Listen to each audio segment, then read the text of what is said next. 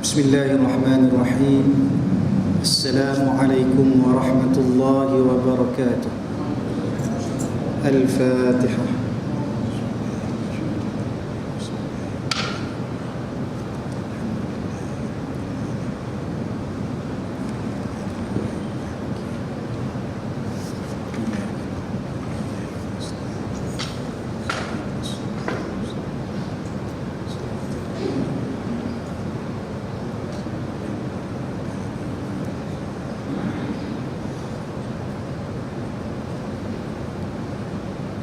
Bismillahirrahmanirrahim. Alhamdulillah wa kafa, wassalatu wassalamu ala rasulihil mujtaba sayyidina wa maulana Muhammad wa ala alihi wa sahbihi ajma'in. Qalu subhanaka la ilma lana illa ma 'allamtana innaka antal alimul hakim. Allahumma faqihna fid din wa'allimna at-ta'wil wahdina siratakal mustaqim. Thumma amma ba'd. Yang dimuliakan Tuan Imam, Tuan Aziz dan seluruh pegawai-pegawai dan tuan kuasa Masjid Al-Mujahidin, para alim ulama, tuan-tuan hadirin hadirat muslimin muslimat yang dirahmati Allah Subhanahu wa taala.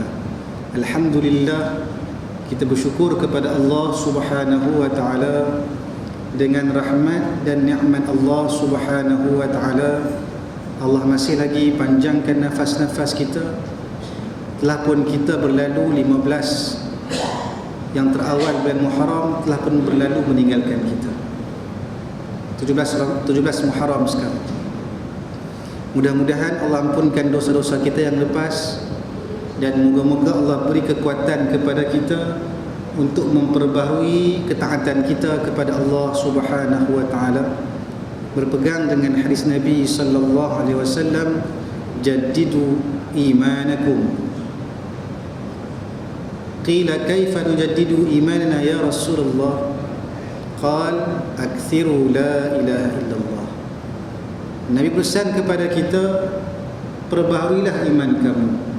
Lalu sahabat Nabi bertanya kepada Nabi, bagaimana kami nak perbaharui, nak top up, nak charge akan iman kami wahai Rasulullah?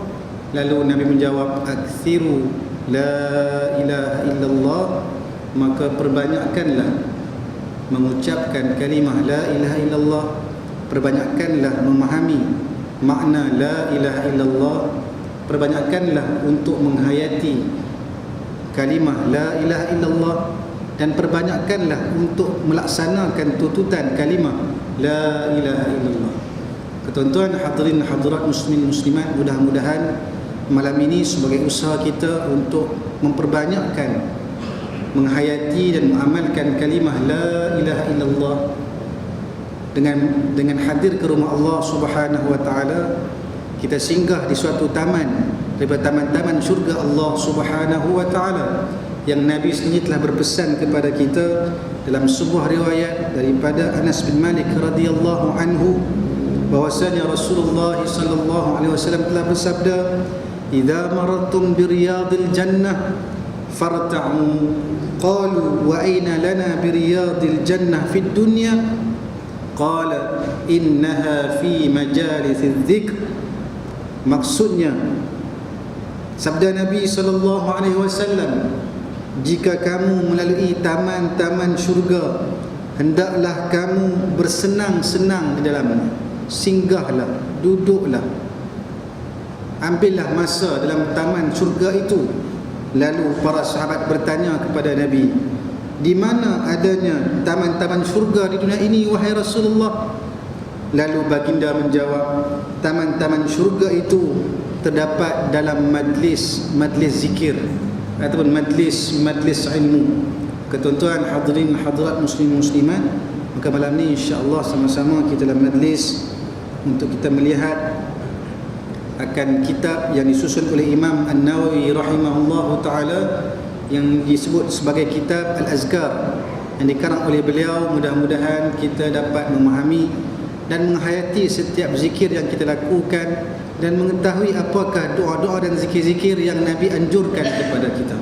Mudah-mudahan kita semua tergolong dalam golongan az-zakirin yang sentiasa ingat Allah Subhanahu wa taala.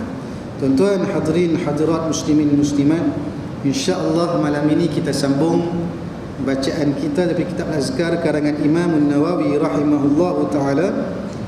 Wa nafa'ana Allah bi 'ulumihi wa 'ulumina fid dharain amin, pada muka surat 42. Wa bi sanadi an Syekh Fadlatul Doktor Yusri Rushdi As-Sayyid Jab Al-Hasani hafizahullah ta'ala ijazatan muttasil al-Imam An-Nawawi rahimahullah ta'ala wa nafa'ana Allah bi'ulumihim wa 'ulumina fid dharain amin. Qala al-Imam An-Nawawi rahimahullah ta'ala fima ma'na, berkata Imam Nawawi rahimahullah ta'ala, fasal, ketahuilah bahawa apa yang saya sebutkan pada kitab ini dari berbagai-bagai hadis, saya akan kaitkannya dengan kitab-kitab hadis yang masyhur dan sebagainya seperti yang telah saya sebutkan sebelum ini. Tuan-tuan hadirin hadirat muslim muslimat, kita masih lagi dalam bab muqaddimah Imam Nawawi rahimahullahu taala. Yang sebelum ini telah kita bincangkan tentang sanad Imam Nawawi rahimahullah dalam menghimpunkan hadis-hadis dan zikir-zikir dan doa-doa yang dimuatkan dalam kitab Azkar ini, yang semuanya doa-doa dan zikir-zikir ini beliau pelajari daripada guru beliau dan bersambung sanadnya sehinggalah sampai kepada Rasulullah sallallahu alaihi wasallam. Nak menunjukkan kepada kita dalam mencari ilmu agama ini, maka guru sangat penting. Nak belajar ilmu agama, ilmu fardu ain, maka perlukan guru. Walaupun hari ini penuh dengan alat teknologi yang canggih, video, MP3 dan sebagainya, maka dalam nak belajar ilmu agama mesti kena ada guru. Kata Muhammad bin Sirin dalam kata-katanya yang masyhur, laulal isnadu laqala man syaa ma syaa. Berkata Muhammad bin Sirin, al-Imam Muhammad bin Sirin berkata kepada kita, kalaulah bukan dengan sanad ini, sanad ilmu ini, nescaya orang akan bercakap apa sahaja tentang agama. Tuan-tuan hadirin hadirat muslim muslimat, ya, agama milik semua, tetapi untuk bercakap selok-belok tentang agama, tidak semua orang boleh bercakap. Bimbang-bimbang takut salah dalam bercakap tentang urusan agama, sehingga kan benda yang wajib dikatakan tidak wajib, benda yang halal dikatakan haram, benda yang haram dikatakan halal. Ini bahaya dalam agama, tuan-tuan. Sebab itulah kata Imam Muhammad bin Sirin, kalau bukanlah kerana sanad ini, nescaya orang akan bercakap apa sahaja tentang agama.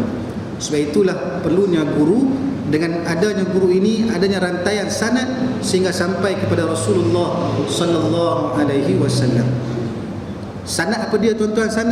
Sanad ialah suatu rantaian perawi-perawi atau rantaian guru-guru yang bersambung silsilahnya, silsilah keilmuan, silsilah riwayatnya, sehinggalah sampai kepada Rasulullah sallallahu alaihi wasallam.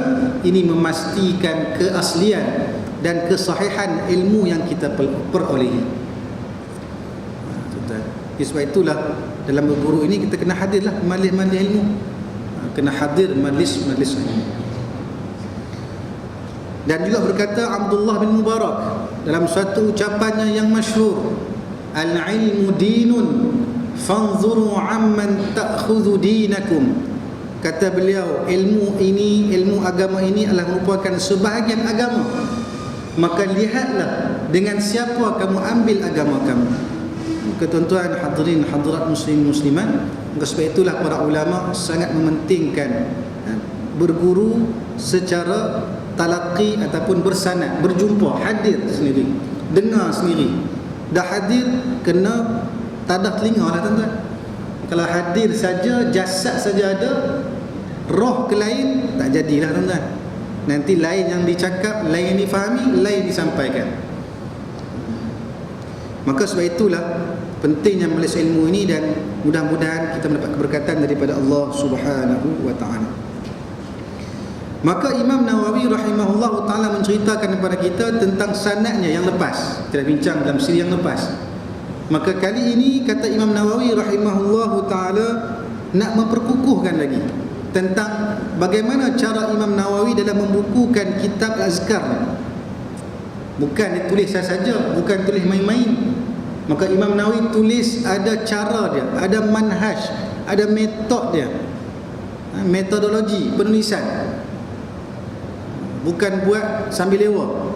Maka Imam Nawawi rahimahullah ta'ala menyatakan kepada kita bahawa apa yang disebutkan pada kitab, dalam kitab Al-Azkar ini mempunyai pelbagai hadis, dan semua itu ada kaitan dengan kitab-kitab hadis yang muktabar, yang telah kita bicarakan 2 minggu lepas tentang apakah kitab-kitab yang Imam Nawawi jadikan rujukan untuk memasukkan hadis-hadis tentang zikir-zikir dan wirid-wirid dan doa-doa yang dianjurkan oleh Nabi sallallahu alaihi wasallam.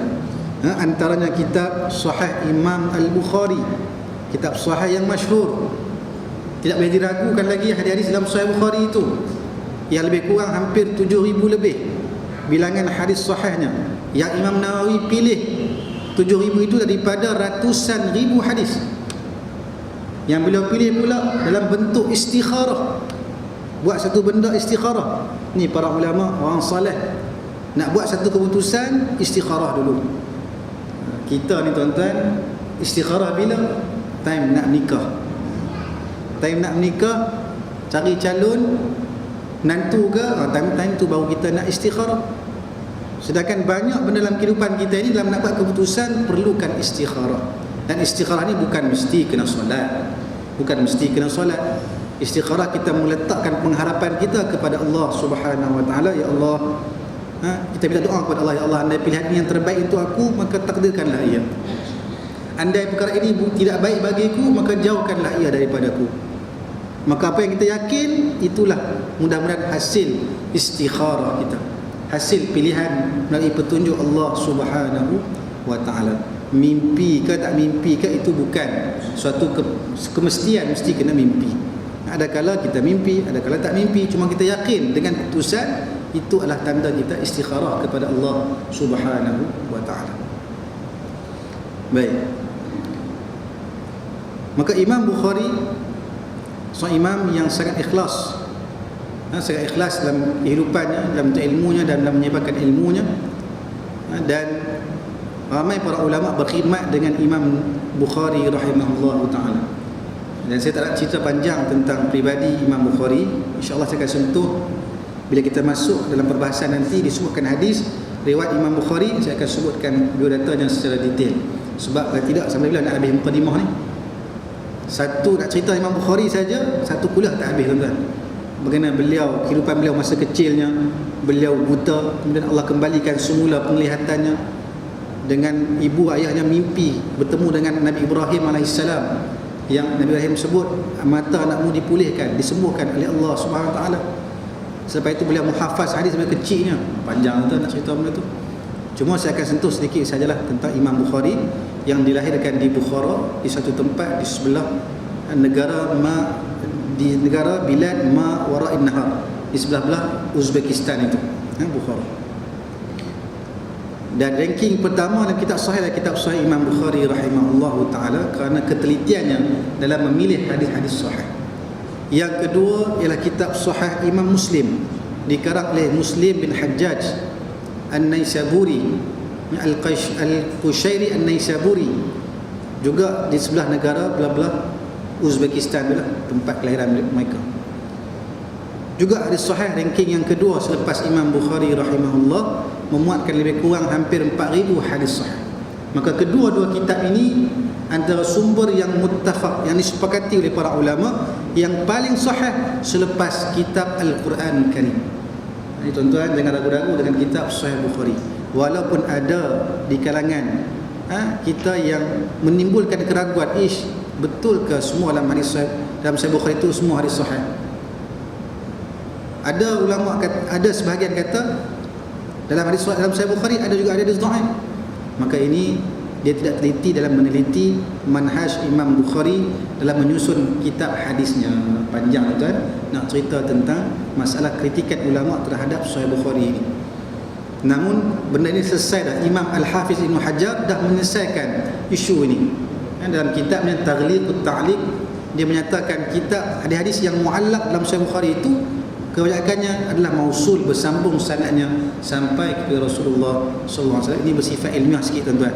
Bincang tentang manhaj muhaddisin, bincang tentang ilmu ulumul hadis. Saya tak nak panjangkan bicara bab ini. Kerana kita nak ambil faedah tahu tentang sumber rujukan hadis saja, itu kitab Sahih Bukhari, Sahih Muslim. Seterusnya kitab Sunan Abi Dawud, dikarang oleh Imam Abu Dawud, Sunan Tirmizi, Imam At-Tirmizi dan Sunan Nasa'i, dan kitab tulisan Ibnu Sunni yang kita sebutkan sebelum ini. Kebanyakannya kesemua imam-imam hadis ini kebanyakannya bukan keturunan Arab asal. Ni nak katanya Allah mengangkat darjat suatu kaum bukan kira Arab tak Arab. Suatu kaum yang nakkan Islam, Allah akan muliakan dia. Sebagaimana ada disebutkan oleh Sayyidina Umar bin Al-Khattab, nahnu qaumun a'azzanallahu bil Islam. Kami satu kaum yang dimuliakan oleh Allah semata-mata dengan Islam. Sebab Islamlah kami mulia. Kalau kami terus dengan jahiliah kami akan hina sehina-hinanya oleh Allah Subhanahu wa taala. Dengan sebab Islamlah kami diangkat oleh Allah Subhanahu wa taala. Demikian tuan-tuan, kita nak jadi bangsa yang mulia, maka kena pegang dengan Islam. Jangan pegang selain daripada Islam.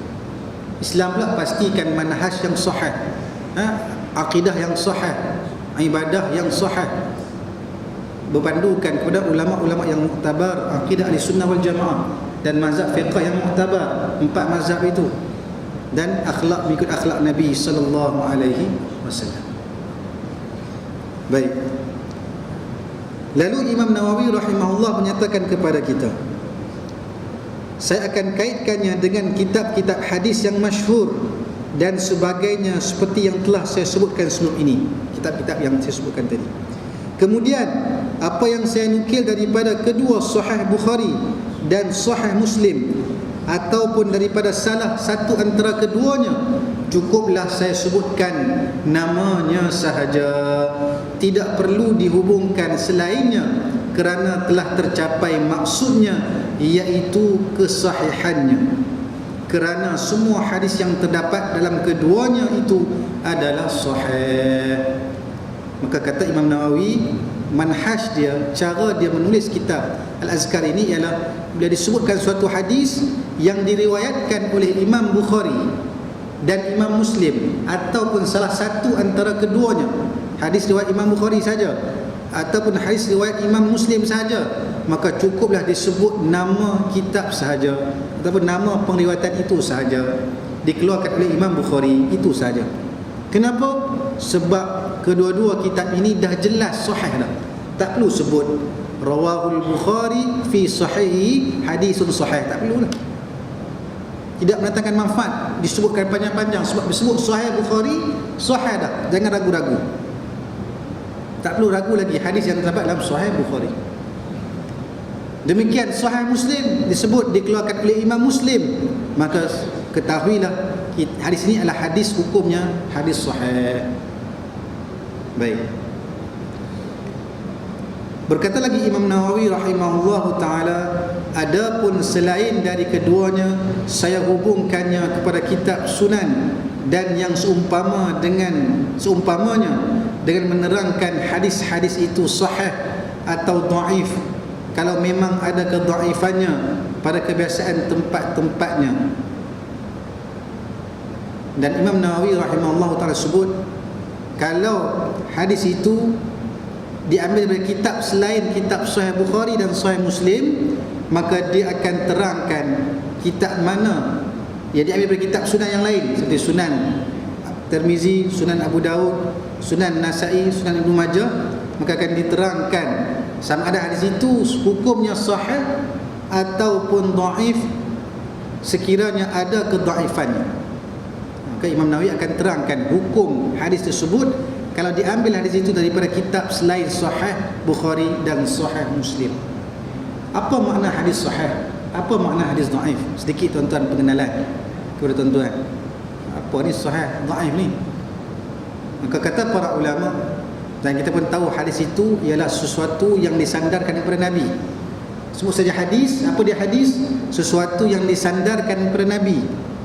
Dari segi percakapan, perbuatan, ikrar Nabi, yakni takrir Nabi, sifat akhlak Nabi, sifat kejadian Nabi, dan sesuatu yang disandarkan kepada sahabat dan tabi'in dari segi percakapan dan perbualan dipanggil hadis oleh ulama hadis. Itu maksud hadis. Ucapan Nabi, perbuatan Nabi, ikrar Nabi, sifat akhlak Nabi, sifat kejadian Nabi, syama'il Muhammadiyah Nabi, dan segala percakapan sahabat, percakapan tabi'in, tingkah laku sahabat tabi'in, tingkah laku sahabat, maka dipanggil sebagai hadis oleh para ulama hadis.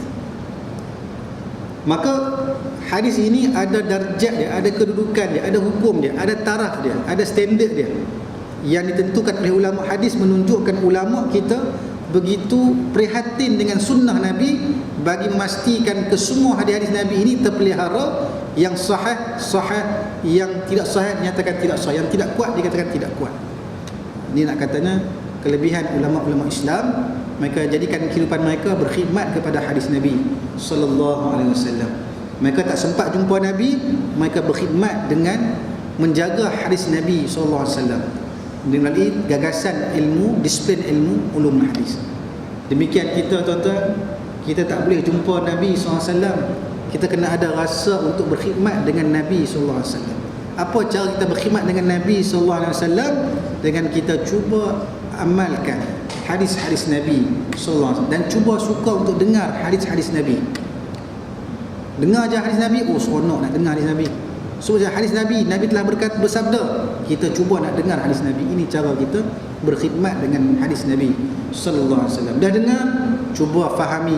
Dah fahami, cuba amalkan. Ini cara kita berkhidmat dengan Nabi. Mudah-mudahan kita ada hubungan dengan Nabi sallallahu alaihi wasallam, di samping sentiasa banyak berselawat ke atas Nabi sallallahu alaihi wasallam. Baik. Maka ulama berkhidmat dengan hadis Nabi sallallahu alaihi wasallam. Maka hadis sahih ialah hadis yang ada syarat-syarat dia, ada sifat-sifat dia yang ulama gariskan. Ni panggil disiplin ilmu hadis. Mana-mana ilmu dia ada disiplin dia. Nak mengaji perubatan ada disiplin dia, ada istilah-istilah dia. Mengaji bidang engineering ada istilah-istilah dia, ada kaedah-kaedah dia. Matematik ada dia punya rumus-rumus dia. Dalam bab ilmu keduniaan kita boleh yakin dengan rumus-rumus tersebut, dengan formula-formula tersebut. Kenapa dalam bab agama tak yakin dengan formula-formula yang ulama telah letakkan, yang mereka ni ikhlas kepada Allah Subhanahu wa taala? Kita ada masalah dalam menerima disiplin ilmu dalam Islam ini. Maka ulama menyatakan hadis sahih ada disiplin dia, ada dia punya syarat-syarat dia. Apa syaratnya? Kata para ulama, yang pertama mestilah ittisalus sanad, bersambung sanad dia. Yang telah disebutkan tadi, sanad apa dia takrif? Rantaian perawi-perawi dalam hadis itu mesti bersambung sanadnya sampai kepada Rasulullah, sampai kepada sahabat dan tabi'in. Yang kedua kata para ulama, mestilah dinakalkan oleh perawi-perawi yang sifatnya adil. Sifatnya adil dan kuat ingatannya, kuat hafazannya, menjaga di situ. Dia kuat hafazannya, dia tak lupa, bukan jenis mudah pelupa. Kita ni tuan-tuan zaman sekarang jenis mudah pelupa tuan-tuan. Isteri pesan banyak benda tak ingat tuan. Kalau tak tulis memang tak ingat. Bang beli telur, beli roti, beli pampers, beli macam-macam lah. Kalau ada 10 senarai tak tulis tuan-tuan, memang tak ingat tuan. Wallahualam mungkin tuan-tuan lebih kuat ingatan. Kita banyak kena tulis kat handset, tulis dekat kertas dan sebagainya. Maka para ulama hadis nak jadi sahih mesti dinakalkan, direkodkan oleh perawi yang kuat hafazannya, yang adil sifatnya. Panjang tu nak cerita sifat adil pula, panjang. Satu kuliah tak habis tentang sifat adalatul ruh, keadilan perawi. Yang ketiga syarat ulama mestilah Yang kedua adil, yang ketiga dhabit perawi yang kuat ingatan, kuat hafazannya, bukan jenis mudah pelupa. Kalau sebut hari ini satu hadis, tahun depan boleh ingat lagi hadis yang disebutkan pada tahun ini. Itu maksud dhabit, dhabit tam, dhabit yang sempurna, ingat hafazan. Orang Arab antara manusia yang Allah berikan kekuatan hafazan banding dengan kita lah. Orang Melayu kurang sikit, lemah ingatan. Mungkinlah sebab pemakanan kita kot. Hari-hari nasi lemak tuan, memang berlemak lah kita, mudah lupa. Tambah makan benda-benda merapu pula, Maggi-nya dengan macam-macam lah, MSG-nya boleh merosakkan kita punya ingatan kita, kekuatan ingatan kita. Orang Arab dia banyak makan benda-benda yang tabi'i. Dia makan, mungkin mereka kuat ingatan, makan kacang, minum susu banyak dan sebagainya, Allah Alam. Itu kelebihan yang Allah berikan kepada orang Arab. Baik. Yang keempat, kata para ulama, mestilah tidak berlaku syaz pada hadis tadi. Tidak ada syaz. Tidak ada syaz, maksudnya hadis itu tidak bercanggah dengan pengriwayatan yang lebih sahih, yang lebih kuat daripada dia. Dia tak bercanggah. Kalau bercanggah, dia tak jadi sahih. Yang kelima, kata para ulama, mestilah tidak ada illah dalam hadis tersebut, yakni tidak ada sebab yang boleh mencacatkan kesahihan hadis tersebut. Panjang kita nak cerita tentang illah ni. Ulama karang satu kitab tentang ilal hadis. Dia nak cerita semua tak boleh tuan-tuan. Maka cukup saya sebut tentang syarat-syarat sahih sahaja. Mudah-mudahan kita tahu ini begitu ketat para ulama menentukan tahap dan syarat hadis sahih ini. Kalau hadis hasan, dia tak cukup syarat satu berbanding hadis sahih, ialah dia rawinya rawi yang tidak kuat, yang hafazannya agak kurang berbanding dengan perawi hadis sahih.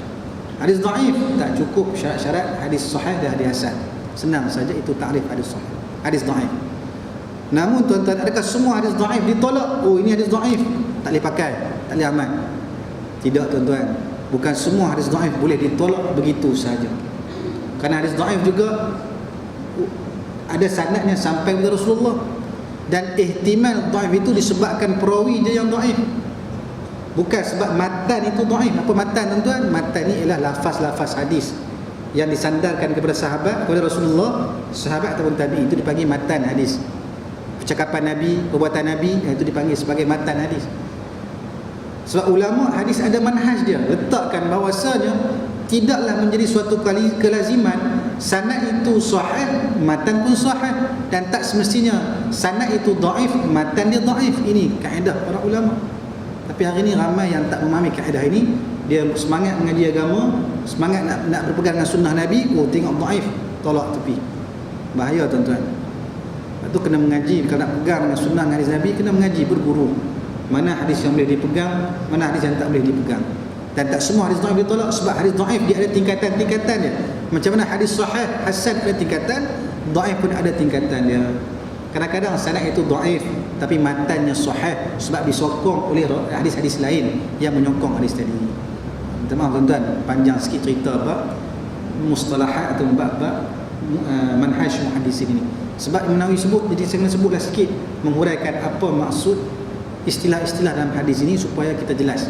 Kita yakin dengan ulama Imam Nawawi rahimahullah yang menulis kitab Al-Azkar Imam Nawawi ini. Baik.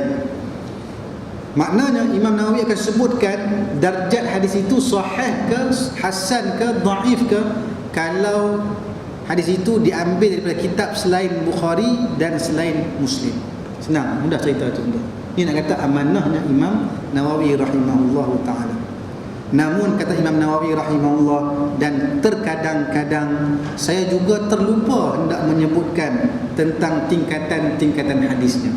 Maknanya Imam Nawawi sebut, kadang-kadang dia pun terlupa, manusia. Ni tawaduknya Imam Nawawi rahimahullah. Namun pada pandangan saya, Imam Nawawi sebut ini sebagai tawaduk dia.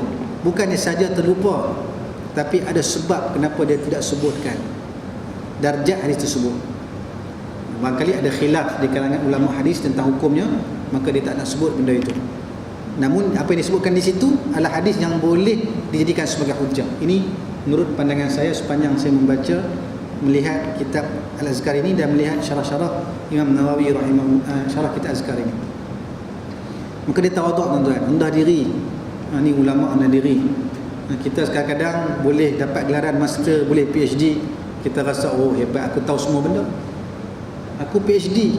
Siapa kamu? Tak ada PhD. Maka tentu ini satu sifat tertipu dengan ilmu. Maka berhati-hati dengan ilmu. Baik. Maka Imam Nawawi sebut, kadang-kadang dia tak sebutkan darjat hadisnya. Lalu kata Imam Nawawi rahimahullah, ketahuilah juga bahawa kitab yang banyak saya nukil daripadanya ialah kitab Sunan Abi Dawud.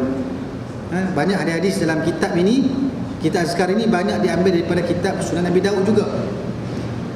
Kami pernah meriwayatkan daripadanya bahawa dia berkata, saya sebutkan dalam kitab saya ini hadis-hadis yang sahih atau sedarjat dengan yang sahih atau yang dekat kepada yang sahih. Maknanya Imam Nawawi bila disebut riwayat Imam Abu Dawud, maknanya Sunan Abu Dawud ini hadis-hadisnya itu ada sahih dan ada yang hasan dan ada yang dekat dengan sahih. Meskipun dhaif, dia dekat dengan hadis-hadis yang boleh dijadikan sebagai hujjah. Kalau yang ada padanya darjat dhaif, yang kuat saya akan nyatakan. Ini kata Imam Abu Dawud. Imam Abu Dawud kata kalau ada hadis-hadis dalam Sunan Abi Dawud yang dhaif, yang kuat, dia akan nyatakan. Dan mana yang tidak saya sebutkan apa-apa, maka dia itu adalah yang baik, dan setengahnya adalah yang lebih baik, dan setengahnya adalah lebih baik dari yang setengahnya. Ini adalah bicara Imam Abu Dawud sendiri. Dan memang pada bicaranya itu ada faedah yang baik yang sangat diperlukan oleh pengarang kitab ini dan yang lainnya. Maknanya Imam Abu Dawud sendiri mendatangkan hujah dalam kitabnya bahawa semua hadis-hadis dalam kitabnya ini boleh dijadikan sebagai hujah. Maka disebutkan di sini oleh Imam An-Nawawi, iaitu apa yang diriwayatkan oleh Abu Dawud dalam sunannya dan tidak disebutkan kedhaifannya, dikiranya dalam tingkat sahih atau hasan, dan kedua-duanya dijadikan hujah dalam hukum agama. Maka apatah lagi dalam kelebihan beramal. Maka dalam bab hukum fiqh pun hadis dhaif boleh dijadikan sebagai hukum.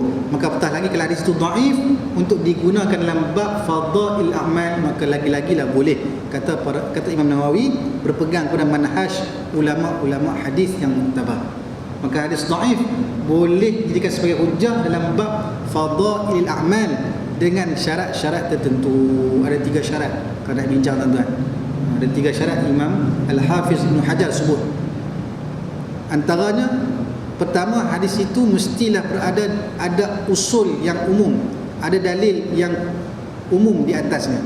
Maka dia memperincikan hukum yang umum, dalil yang umum tadi. Mesti tahtal asl al-am. Yang kedua, mestilah hadis tadi tidak terlampau dhaif kuat, tak terlampau kuat dhaifnya. Yakni tidak ada rawi-rawi yang matruk dan maudhu'. Panjang tuan-tuan, apa dia matruk, apa dia maudhu', payah tuan-tuan nak terang panjang pula. Dia jenis hadis yang lemah, bahkan ditolak oleh para ulama. Yang ketiga, mestilah tidak ada dalil lain dalam masalah itu melainkan dalil itu sahaja yang dhaif, maka boleh dijadikan sebagai hujjah oleh para ulama. Ini hukum berpegang dengan hadis dhaif. Maka lambat fadail amal, maka boleh berpegang dengan hadis dhaif. Baik, itu kata para ulama. Jadi Imam Nawawi kata, maka hadis dhaif dalam bab fadail amal boleh beramal, tidak masalah. Jangan kata pegang hadis dhaif, tak boleh ni. Padahal itu dalam bab fadail amal, bab kelebihan-kelebihan beramal. Contoh, kita puasa hari Ashura baru ni, ada hadis sahih sebut, hadis sahih riwayat Imam Muslim sebut, siyamu yaumi Ashura inni ahtasibu 'ala Allah an yukaffira sana allati qablaha aw fi riwayatin allati qablahu. Kata Nabi SAW, puasa pada hari Ashura, maka Nabi kata, aku menyangkakan, mengharapkan pahala di sisi Allah ialah diampunkan dosa ataupun dikafarahkan dosa setahun yang lepas, setahun yang lalu. Setahun yang lalu lah, itu kata Nabi SAW. Maka itu satu fadail amal, kelebihan beramal. Siapa berpuasa pada hari Arafah, hari Ashura, maka mudah-mudahan diampunkan setahun yang lepas. Nama ini hadis sahih, lagilah boleh berpegang dengan kelebihan beramal tersebut. beruntunglah mereka yang berpuasa, maka yang tak puasa rugilah. Di sisi Allah Ta'ala rugilah, kerana tidak mendapatkan ganjaran di sisi Allah Subhanahu wa Ta'ala. Tapi namun kalau dia tak puasa sebab adanya halangan, mudarat, dia niat mudah-mudahan beroleh ganjaran di sisi Allah Subhanahu wa Ta'ala. Baik.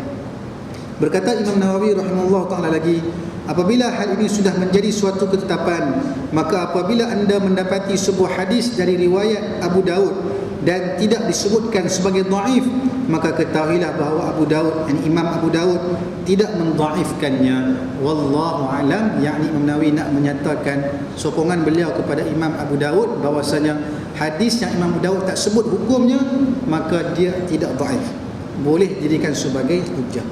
Dan berkata Imam Nawawi rahimahullah ta'ala pada akhir muqaddimah ini, saya rasa perlu untuk mendahulukan permulaan buku ini suatu bab yang membicarakan tentang keutamaan zikir secara, di sini cuma kata secara melulu, bukan secara melulu, keutamaan berzikir secara bebas, tidak terikat dengan suatu masa, yang akan saya menyebutkan beberapa cabangnya yang ringkas untuk disambung oleh yang sesudahnya. Barangkali penterjemah ini daripada Singapura, mungkin melulu itu maksudnya lain. Bagi kita melulu ni gopo-gapa, maka di sini maksudnya zikir-zikir yang tidak terikat dengan suatu masa tempoh.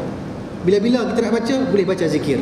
Maka Imam Nawawi datangkan permulaan zikir-zikir ialah dengan bab zikir-zikir yang dituntut kita baca yang tidak terikat dengan waktu-waktu tertentu.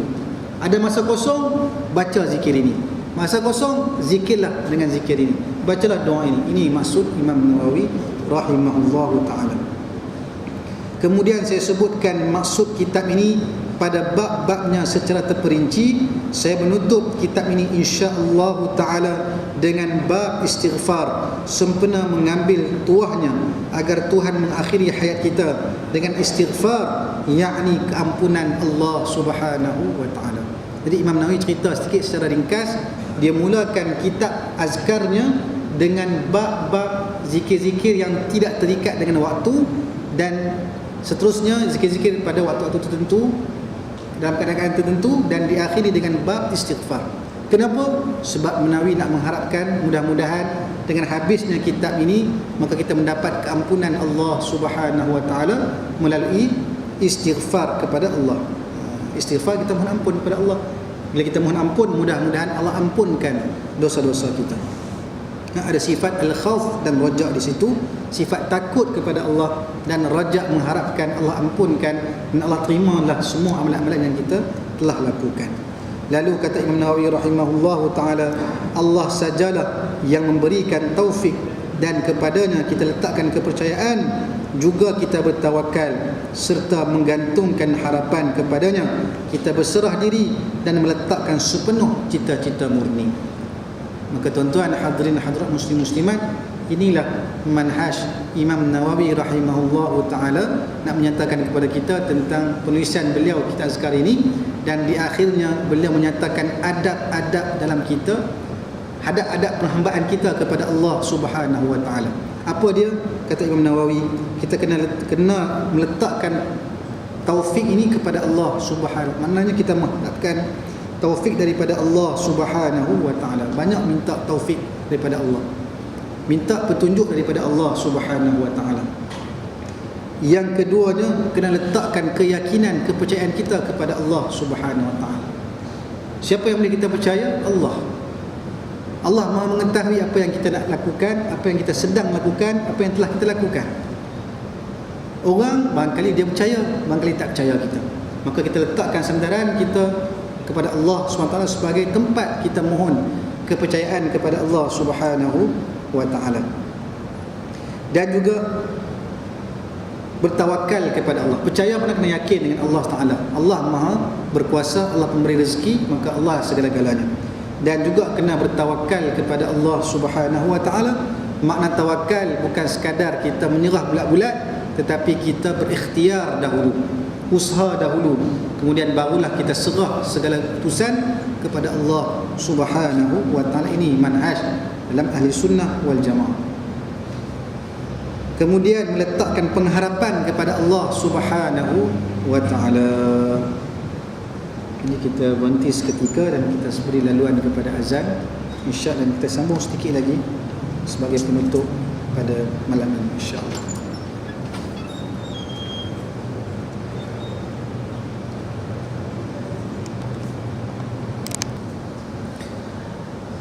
Tuan-tuan hadirin hadirat muslimin muslimat, maka di akhir kalam muqaddimah Imam Nawawi rahimahullah ta'ala ini, Imam Nawawi nak mengajar kita tentang adab-adab penghambaan kita kepada Allah subhanahu wa ta'ala, supaya kita jangan putuskan tali penghambaan ini dengan Allah subhanahu wa ta'ala. Jangan kita rasa sombong, bongkak dan takabur dengan nikmat yang Allah berikan kepada kita. Sebab semua nikmat yang kita dapat itu, siapa yang datangkan kepada kita? Tak lain tak bukan ialah Allah subhanahu wa ta'ala. Kita kaya, siapa yang bagi kita kaya? Allah. Kita sihat, siapa yang bagi sihat? Allah. Bukan dengan daya upaya kita semata-mata, tapi dengan rahmat Allah subhanahu wa ta'ala. Maka janganlah sombong dengan semua nikmat-nikmat Allah berikan kepada kita. Maka sebab itulah di akhir ini Imam Nawawi sebut kepada kita, maka menyatakan, ya Allah, sajalah tempat untuk memberi taufik. Hanya Allah sajalah yang memberikan taufik, petunjuk, kebenaran. Dan kepada Allah juga kita letakkan keyakinan kita dengan segala ketentuan qada dan qadar Allah subhanahu wa ta'ala. Dan kita bertawakal kepada Allah subhanahu wa ta'ala setelah kita berusaha. Kita bertawakal kepada Allah, serah keputusannya kepada Allah. Berjaya ataupun tidak, serah kepada Allah. Kemudian kita menggantungkan harapan, meletakkan pengharapan yang besar kepada Allah dalam setiap tindak tanduk kita. Nak berjaya, harapkan Allah, mudah-mudahan Allah bantu kita, Allah berikan pertolongan. Ini pengharapan yang perlu kita letakkan. Sebab kata ulama, antaranya Al-Imam Ibnu Athaillah Sakandari dalam kitab Hikamnya, dalam ucapan yang masyhur, ma tawaqqafa matlabun anta talibuhu bi rabbik wala tayassara matlabun anta talibuhu bi nafsik. Kata Al-Imam Ibnu Athaillah Sakandari dalam kitab Hikamnya, takkan terhenti suatu pengharapan yang engkau sandarkan kepada Allah. Kita nak apa, kita sandarkan harapan kepada Allah. Ya Allah, mudah-mudahan berjaya. Ya Allah, mudah-mudahan dipermudahkan. Ya Allah, ya Allah, mudah-mudahan dapat apa yang aku ingini. Ya Allah, kita mengharapkan pengharapan, letakkan harapan kepada Allah. Maka kata ulama, ma tawaqqafa, takkan terhenti pengharapan tersebut, maknanya akan sampailah pengharapan tersebut. Wala tayassara matlabun, dan tidak menjadi mudah suatu pengharapan yang engkau hanya sandarkan kepada usaha daya kamu sahaja. Terasa kita kaya, oh aku boleh buat benda ni, aku ada duit, aku boleh buat apa semua benda. Maka kita letakkan atas upaya kita saja, kata para ulama, itu takkan mudah suatu urusan tersebut. Bahkan mungkin ada kesulitan yang akan menimpa kita. Sebab itu perlunya kita meletakkan harap kepada Allah subhanahu wa ta'ala. Dan Allah takkan putus asa dengan apa yang telah kita harapkan kepada Allah subhanahu wa ta'ala. Dan di akhir sini disebutkan, kepadanya kita berserah diri, yakni kita tunduk, mengabdikan diri kepada Allah subhanahu wa ta'ala, berserah diri, redha dengan apa ketentuan Allah subhanahu wa ta'ala, dan meletakkan sepenuh cita-cita kita yang murni kepada Allah subhanahu wa ta'ala. Dan alhamdulillah, keberkatan daripada Allah ta'ala, maka Allah memelihara kita azkar karangan Imam Nawawi rahimahullah sejak kurun ke-7 lagi, tuan-tuan. Sekarang dah 1400 tahun, hampir 700 lebih, kan, lebih kurang 700 lah. 9 turun ke-7, kita 1000 lebih, 700 lah. 700 tahun berlalu, maka Allah masih lagi melihara kitab Al-Azkar karangan Imam Nawawi rahimahullah ta'ala. Maka menunjukkan keikhlasan penulis kitab ini, Imam Nawawi rahimahullah ta'ala. Maka Allah nak jaga sesuatu itu, mestilah sesuatu itu yang ikhlas dan berkat. Maka Allah pelihara benda itu. Apa berkat? Ziyadatun ni'mah. Allah melihara, Allah menambahkan sesuatu nikmat, itu dipanggil berkat. Maka barakah ini, maka Allah pelihara kitab ini. Dan alhamdulillah kita dapat pula mempelajari, dan ada juga ulama yang menterjemahkan pula dalam bahasa yang mudah kita fahami. Maka ini menunjukkan keberkatan kita azkar karangan Imam Nawawi rahimahullah, kerana Imam Nawawi nak bentangkan kepada kita zikir-zikir dan doa-doa yang Nabi anjurkan kepada kita, yang perlu kita ambil berat dan kita amalkan dalam setiap gerak-geri dan keadaan tingkah laku kita. Setiap gerak-geri kita ada doa dan zikir daripada Nabi sallallahu alaihi wasallam. Ini tuan-tuan, ini kita nak belajar lah, dan insya-Allah kita akan sambung dalam pelajaran yang akan datang insya-Allah pada bab tentang ayat-ayat yang menunjukkan kelebihan zikir tanpa terikat dengan waktu. Insya-Allah diizinkan kita akan bertemu pada minggu depan. Cuma minggu depan pula. Bulan depan. Cuma bulan depan minggu pertama saya tak dapat hadir dalam majlis ini kerana kami ada panggil menjemput guru kami Dr. Yusri Rushdi As-Said Jabal Hasani hafizahullah taala daripada Mesir, datang ke Malaysia ini untuk kita adakan majlis bacaan atau majlis pengriwayatan Mukhtasar Sahih Bukhari, ringkasan kitab Sahih Bukhari yang disusun oleh Al-Imam Ibnu Abi Jamrah, yang diringkaskan 7,000 Sahih Bukhari kepada 296 buah hadis. Maka kita akan baca kitab itu sehingga khatam, bermula 2 Disember sehingga 7 Disember, dan bertempat di Masjid Asy-Syakirin Gombak. Maka tuan-tuan yang ada dialu-alukan hadir ke majlis pengriwayatan Mukhtasar Sahih Bukhari oleh guru saya yang datangkan khas daripada Mesir, antara ulama Azhar, seorang tenaga pengajar di Masjid Al-Azhar Al-Sharif, imam dan khatib di Masjid Al-Muqattam di Kairah, dan doktor pakar bedah. Ada PhD dalam bahagian pembedahan umum dan pembedahan vaskular. Jadi Al-Jarrah lah, pakar bedah kan. Maka tuan-tuan jumpa adik, cuma majlis itu diadakan dalam bahasa Arab, tidak ada penterjemahan. Mohon maaf tuan-tuan. Sebab apa? Kita baca pagi, petang, malam untuk khatamkan. Kalau terjemah memang tak habis tuan-tuan, 200 sempurna hadis. Maka Syekh akan baca dan huraikan ringkas, taklik ringkas daripada Syekh dalam bahasa Arab. Tapi insya-Allah kita rakam dan insya-Allah kita akan buat terjemahan, kita akan edarkan pula, sebarkan kepada masyarakat.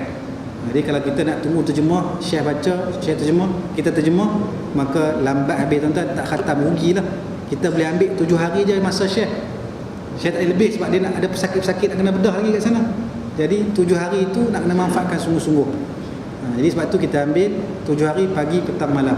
Jadi siapa tuan-tuan berkelepangan, walaupun tak faham, hadirlah. Mudah-mudahan beroleh barakah, dibacakan hadis Nabi, dan tambah pula akan diijazahkan pula kitab tersebut, Mukhtasar Sahih Al-Bukhari, yang dikarang oleh Imam Ibnu Abi Jamrah, ulama kurun ke-7 juga, wafat 695 Hijrah. Yang beliau bermimpi dengan Nabi 70 kali semasa beliau meringkaskan kitab Mukhtasar Sahih Bukhari itu. 70 kali beliau bermimpi bertemu dengan Nabi, bahkan sebahagiannya ada yang yaqazatan, mimpi, bukan mimpi, bahkan yaqazah, bertemu secara jaga. Cuma ini ada khilaf ulama. Tapi bila Nabi kata, ada sebut siapa yang mimpi bertemu aku, memang betul-betul bertemu dengan aku, kata Nabi sallallahu alaihi wasallam. Maka mudah-mudahan kita semua beroleh barakah dengan majlis ilmu tersebut yang diadakan di Gombak nanti insya-Allah. Jadi tuan-tuan berkelepangan dijemput hadir, dan saya mohon maaf kelas saya tak diadakanlah pada hari Selasa tersebut kerana ada kaedah sebut idza ja'al ma batalat tayammum. Bila datangnya air, tayamum terbatal. Jadi guru saya datang, maka kelas saya tak boleh buat lah, kena terbatal lah kelas ni. Sebab datang guru saya, takkan saya nak buat kelas. Jadi kena dahulukan guru saya insya-Allah.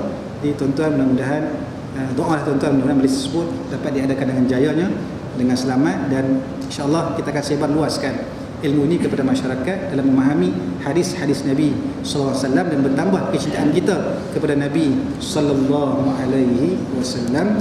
Naktafi bihadzal qadr. Maaf tuan-tuan, aqulu qawli hadha wa astaghfirullahal azim li wa lakum. Assalamu alaikum warahmatullahi wabarakatuh.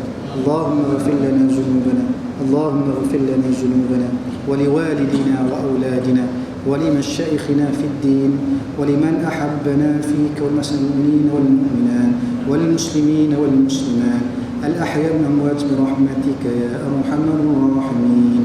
اللهم إنا نسألك إيمانا دائما ونسألك قلبا خاشعا ونسألك علما نافعا ونسألك يقينا صادقا ونسألك عملا صالحا ونسألك دينا قيما ونسألك خيرا كثيرا اللهم إنا نسألك العفو والعافية ونسألك تمام العافية ونسألك الشكر على العافية ونسألك الغنى عن الناس ربنا هب لنا من أزواجنا وذرياتنا قرة أعين واجعلنا للمتقين إماما ربنا آتنا في الدنيا حسنة وفي الآخرة حسنة وقنا عذاب النار وقنا عذاب النار وقنا عذاب النار وصلى الله على سيدنا محمد وعلى آله وصحبه أجمعين سبحان ربك رب العزة عما يصفون والسلام على المرسلين والحمد لله رب العالمين.